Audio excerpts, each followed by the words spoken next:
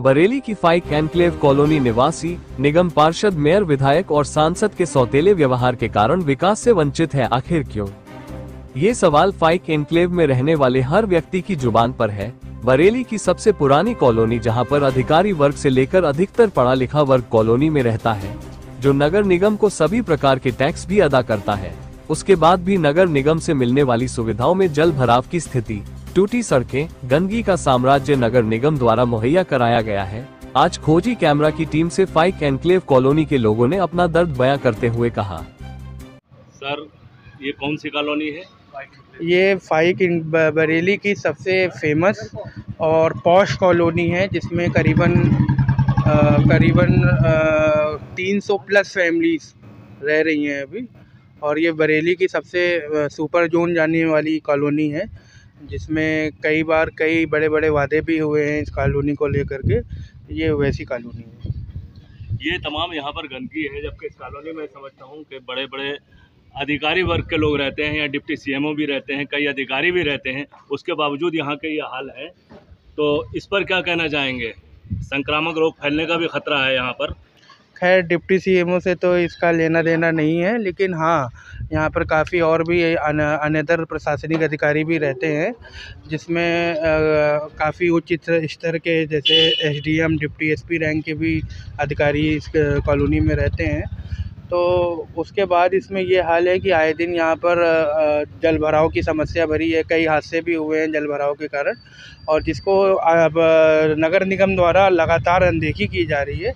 उस पर हम आपके माध्यम से ये कहना चाहेंगे कि इस पर तत्काल नगर निगम को संज्ञान लेना चाहिए। और अभी बहुत सारी बीमारियां ऐसी भी आ रही हैं, जैसे जो जल भराव के कारण आपको पता होगा कि डेंगू, मलेरिया जो बहुत अभी आए दिनों फैल रहा है।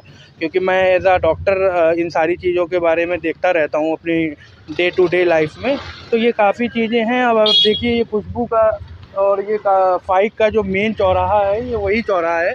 और मेरे पीछे देखिए कितना ये गंदगी ये भरी हुई है, और जिससे आने वाले दिनों में बहुत बीमारियां फैलेंगी और बहुत से लोगों को नुकसान होगा, जिसमें मेरे हिसाब से नगर निगम को तुरंत हरकत में आना चाहिए। और मैं मेयर साहब से भी रिक्वेस्ट करता हूं कि इसको तत्काल संज्ञान में लेकर के इस पर कार्रवाई कराएं। नहीं, समय तो काफ़ी साल हो गए, 2 साल हो गए। समय नहीं, इस पर सालों साल का ये मलबा है यहाँ पर। क्या कारण है कि नगर निगम यहाँ का विकास नहीं कराता है? अब इसका प्रमुख कारण तो फ्रंट पे मैं बता पाना मुझे थोड़ा सा अनुचित लग रहा है, लेकिन मुझे कहीं ना कहीं ऐसा लग रहा है कि यहाँ के लोग थोड़े से अछूते रह जा रहे हैं नगर निगम के द्वारा। क्या ये माना जा सकता है कि पक्षपात किया जा रहा है?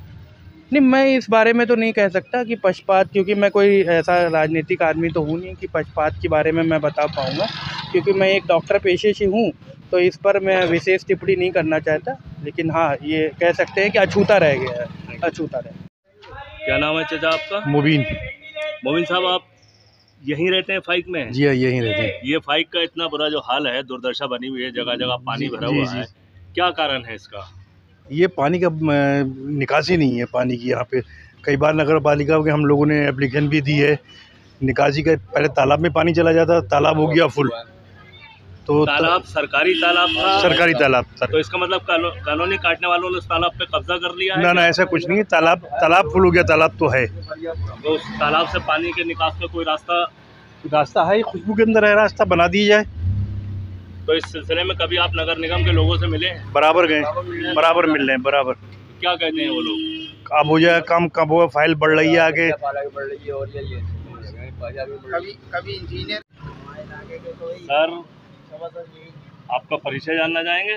मैं अकरम खान, और यहाँ से इलेक्शन भी सभासद का लड़ा, कॉलोनी का अध्यक्ष भी रहा।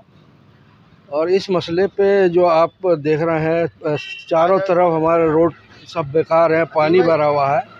हम इसमें मेयर साहब से भी कितनी दफ़ा मिले हैं और एप्लीकेशन भी दी है। ऐसा भी नहीं है, कम से कम 40-50 लोग लेके गए हैं।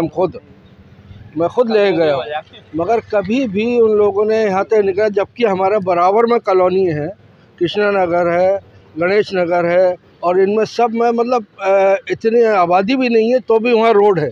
यहाँ रोड क्यों नहीं? यहाँ अब यह कह नहीं सकते। मैं तो इसमें यही कहूँगा कि हमारी कॉलोनी एक पक्षपात है इसमें या कुछ है।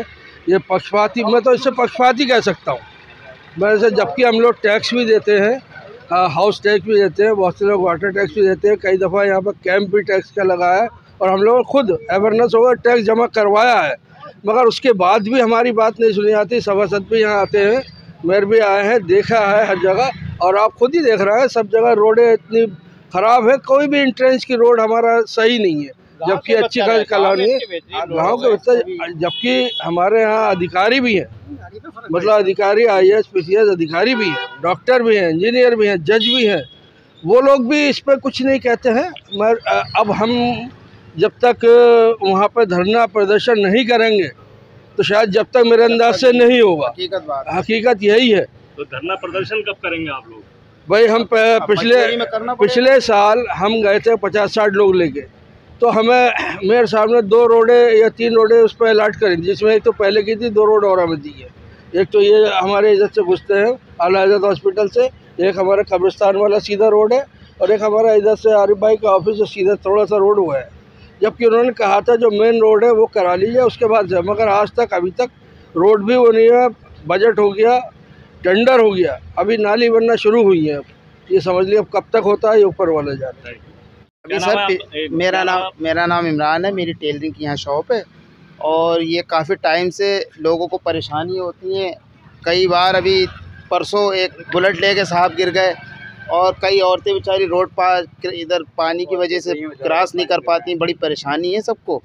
और अभी पिछले हफ्ते हम गए थे नगर पालिका भी, लेकिन वहाँ मैडम ने बताया कि इसकी इंजीनियर साहब जो है इसका एस्टिमेट दें बनाकर, तो अभी तक तो सर कोई कार्रवाई हुई नहीं है। आपके पार्षद कौन है? हमारे पार्षद यहाँ बीजेपी के हैं, लेडीज़ पार्षद हैं मेरे ख्याल से। हाँ जी। तो वो कभी आती हैं क्षेत्र में? आते हैं, वो आते हैं, उनके जो हस्बैंड वगैरह वो लोग आते हैं, हमारे साथ भी गए थे वो नगर निगम, ऐसी बात नहीं है, लेकिन वो भी लगे रहते हैं, लेकिन काम नहीं हो रहा। क्यों नहीं हो रहा, क्या कारण है? अब कारण तो सर ये वही लोग बता सकते हैं। भाई ये तो बरेली की एक ऐसी कॉलोनी है जहाँ पे अधिकतर अधिकारी वर्ग रहता है। हाँ। उसके बावजूद इस कॉलोनी की ये दुर्दशा। बस सर इसी बात का अफसोस है। इसका जिम्मेदार आप किसको मानते हैं? नगर निगम ही है सर, जो काम नहीं कराती। हम तो वहाँ कई बार जा चुके हैं।